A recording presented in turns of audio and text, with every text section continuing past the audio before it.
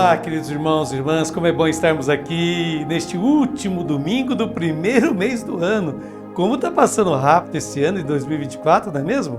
Este é o quarto domingo do tempo comum e a liturgia de hoje prossegue fazendo-nos meditar mais um trecho do Evangelho segundo Marcos. Um trecho que está exatamente na sequência do Evangelho de Marcos do domingo passado. Estamos fazendo uma leitura então contínua desse evangelista neste ano litúrgico B que estamos vivendo. E o tema deste quarto domingo do tempo comum é o seguinte: Jesus, portador de um novo ensinamento. Repito, Jesus, portador de um novo ensinamento. O evangelho deste domingo apresenta-nos o início da atividade de Jesus. É o primeiro capítulo do versículo 21 em diante de Marcos. Anteriormente, Jesus chamou os primeiros 4 discípulos e os convidou para serem pescadores de homens. Pescar homens, explicamos no domingo passado, significa tirar os seres humanos da água que pode causar-lhes a morte, a fim de lhes dar vida. Pois bem, Jesus, com estes 4 discípulos, inicia esta atividade de pescar homens. Mas onde é este lugar de morte em que ele vai pescar homens para lhes dar vida? No lugar que menos esperaríamos. Ele não vai a lugares de má reputação, frequentados por pecadores, mas Jesus vai a Cafarnaum, a uma sinagoga, que era uma casa de culto, de oração dos judeus. Vamos começar a ler então o Evangelho.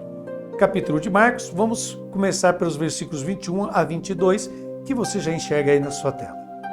Na cidade de Cafarnaum, num dia de sábado, Jesus entrou na sinagoga e começou a ensinar. Todos ficavam admirados com o seu ensinamento, pois ensinava como quem tem autoridade, não como os mestres da lei. Lemos o evangelista que escreve que, indo para Cafarnaum, entrou num sábado. Sábado é dia de culto na sinagoga. Mas assim que entrou, e o evangelista usa o termo imediatamente, Jesus começa a ensinar. Então, atenção, Jesus não entra na sinagoga para participar do culto. Ele entra para ensinar. E ele começa ensinando. E vemos a reação das pessoas. Diz o evangelista: todos ficaram maravilhados com o seu ensinamento. E por quê? Ele os ensinava como alguém com autoridade. Isso não significa que Jesus ensinasse como uma autoridade. A autoridade era o mandato divino que Deus havia dado aos profetas e depois transmitido aos escribas, para tornar conhecida a sua vontade, a sua palavra. Então, as pessoas, os presentes na sinagoga, sentem no ensinamento de Jesus que existe o mandato divino. Porque em cada pessoa existe o desejo de plenitude de vida e a palavra de Jesus é a resposta a esse desejo de plenitude de vida. Então ficaram maravilhados com esta novidade e disseram que ele ensinava com autoridade, não como aqueles que deveriam exercê-la, os seus escribas. Os escribas eram considerados sucessores dos profetas. Eram pessoas que, após uma longa vida estudando a Escritura, recebiam por transmissão o mesmo espírito de Moisés e eram o magistério infalível da época. A palavra de um escriba era considerada a palavra de Deus. Então, veja só aquilo que nós descobrimos no Evangelho de hoje. Prosseguindo a leitura do Evangelho, vejamos agora os versículos de 23 a 24. Estava então na sinagoga um homem possuído por um espírito mau. Ele gritou: que queres de nós, Jesus Nazareno? Vieste para nos destruir? Eu sei quem tu és o Santo de Deus. Bem, assim que Jesus começa a ensinar e produz uma onda de entusiasmo nas pessoas, ocorre o incidente. O evangelista escreve que imediatamente estava na sinagoga um homem possuído por um espírito mau. Ou seja, na sinagoga havia um homem possuído por um espírito impuro. Espírito, só a palavra espírito significa força, energia. Quando esse espírito, essa força, essa energia vem de Deus, é chamado de Espírito Santo, porque separa a pessoa da esfera das trevas, do pecado. Quando essa força, essa energia vem da realidade contrária a Deus, é chamado de espírito impuro, pois mantém o homem em escuridão, em pecado. Pois bem, na sinagoga de Cafarnaum, o evangelista nos apresenta uma pessoa com espírito impuro. Por quê? É a instituição religiosa que, com o seu ensino, em vez de aproximar as pessoas de Deus, distanciou as pessoas de Deus. Pois bem, essa pessoa com espírito impuro começa a gritar. Não suporta nem o ensinamento de Jesus, nem o entusiasmo por parte dos demais presentes, que escutam Jesus. Começa a gritar e diz: "O que queres de nós?" E aqui, estranhamente, ele fala no plural, nós. Por que um único indivíduo fala no plural?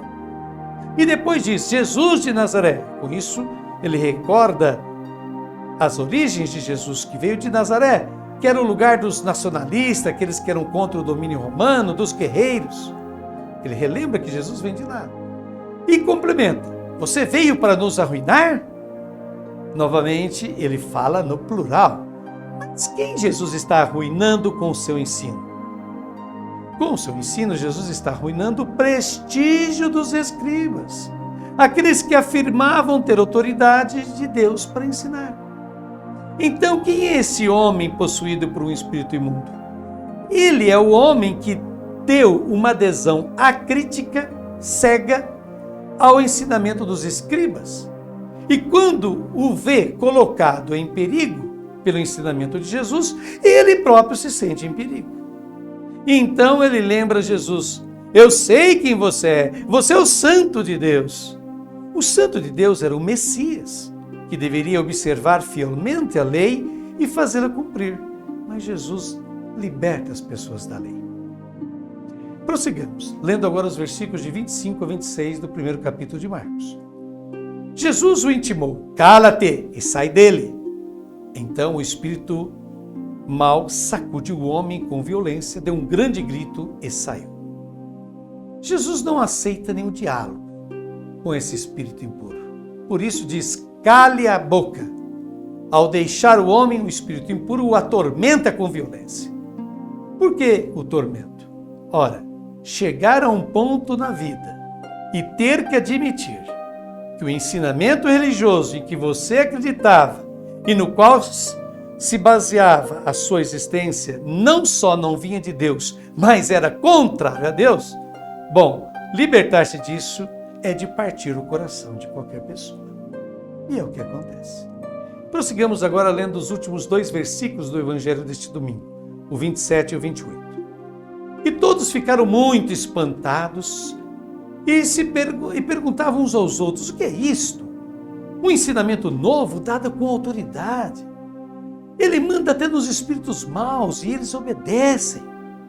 E a fama de Jesus logo se espalhou por toda parte, em toda a região da Galileia. Ora, um ensinamento, uma nova doutrina. Não um novo ensino, mas uma nova doutrina. O termo utilizado pelo evangelista indica uma qualidade que substitui todo o resto, tudo que havia. E o que é essa nova doutrina? É que Deus não se manifesta na doutrina dos escribas, mas na atividade libertadora de Jesus. É por isso que Jesus convidou os seus discípulos a serem pescadores de homens. O ensinamento de Jesus é uma palavra de autoridade, que, quando acolhida, transforma a vida de quem a acude. E agora, após essa maravilhosa exposição de Frei Alberto Maggi, faço eu as minhas considerações pessoais, atualizando o que esse Santo Evangelho tem a nos dizer. E eu começo citando uma frase: a religião deve libertar o homem e nunca escravizá-lo. A base da religião não deve ser o medo, mas sim o amor. É o que nos diz Gilberto Ângelo Bediato, brasileiro, morador de Jundiaí e fundador da Associação Acolhimento Bom Pastor. Ora, uma das piores formas de escravidão e fanatismo é aquela da religião. Quantas pessoas já sofreram e ainda sofrem por terem sido levadas a crer em doutrinas erradas, falsificadas e absurdas, por líderes religiosos que desejam ter o domínio pleno e total de seu rebanho. ao invés de conduzir suas ovelhas à verdadeira e única fonte de vida e felicidade eternas, que é Deus, na pessoa de seu Filho Jesus Cristo. É bom saber que toda pessoa extremamente moralista, apegada a práticas devocionais de modo emocional e superficial, praticante de uma leitura fundamentalista e ingênua da Bíblia, admiradora de catecismos com exposições bem sintéticas e simples das verdades da fé, uma pessoa desinteressada por completo dos problemas e dramas que vivem o ser humano no mundo atual, uma pessoa indiferente a qualquer apelo, campanhas e iniciativas da Igreja para a promoção e liberação dos seres humanos de situações indignas, demonstra estar possuída pelo mesmo espírito impuro que o homem na sinagoga de Cafarnaum, presente no relato do Evangelho deste domingo. Sim, afinal, a pior possessão é aquela da alma, do espírito humano, pois ela escraviza a pessoa a uma visão equivocada de Deus e, por conseguinte, do ser humano e de sua realidade. Quem crê no Deus errado não pode viver uma fé autêntica nem saudável como discípulo de Jesus. Não por acaso, a primeira atividade pública, a primeira manifestação de Jesus, descrita pelo primeiro evangelho a ser escrito, que é aquele de Marcos, foi libertar as pessoas da doutrina defeituosa e imperfeita dos escribas, que eram tidos como infalíveis pela população judaica. Doutrina essa que mais afastava as pessoas de Deus mediante a deturpação de sua imagem perante elas, do que as aproximava do mesmo. Cuidado! Há muitos líderes religiosos que desejam inculcar nas pessoas a imagem de um Deus opressor, controlador e punidor. Pois é isso que tais lideranças são em suas vidas pessoais. São opressoras, controladoras, vingativas e interesseiras. Afinal, como já nos recordou Jesus, abre aspas, a boca fala do que o coração está cheio, fecha aspas. Está lá em Mateus capítulo 12, versículo 34. O Deus ensinado e vivido por Jesus é amigo, pai, mãe, ternura, misericórdia infinita, perdão constante, puro e desinteressado amor. Esse é o Deus de Jesus. Como muito bem nos descreve José Antônio Pagola, biblista espanhol, abre aspas, suas palavras, ou seja, as palavras de Jesus, despertam a confiança e fazem desaparecer os medos. Suas parábolas atraem para o amor de Deus, não para a submissão cega à lei. Sua presença faz crescer a liberdade, não as servidões. Suscita o amor à vida, não o ressentimento. Jesus cura porque nos ensina a viver somente da bondade, do perdão e do amor, que não exclui ninguém. Cura porque nos liberta do poder das coisas, do auto-engano e da egolatria. Fecha aspas. E agora, concluindo essa nossa meditação deste quarto domingo do tempo comum, vamos rezar juntos. Eu convido você a nos acompanhar aí pela sua tela. Senhor Jesus, reconheço-te como o Salvador da minha existência e o único mestre de sabedoria que tem palavras de vida eterna.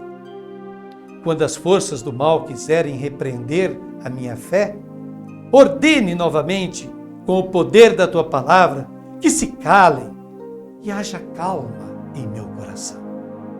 Fortaleça minha fé para que eu possa contar sempre contigo, porque tu não me deixas nas mãos do maligno, mas vieste justamente para me libertar e me mostrar como o amor de teu Pai nunca nos identifica com nossos pecados, erros e problemas. Por isso, te agradeço e te bendigo, enquanto invoco a tua ajuda, para que possa valorizar cada dia mais tudo o que fazes por mim e alegrar-me com a novidade do teu Evangelho. Amém. Deus abençoe a cada um de vocês que nos acompanhou nessa meditação do Santo Evangelho. Foi muito bom ter você aqui conosco e eu aguardo você aqui novamente no próximo final de semana.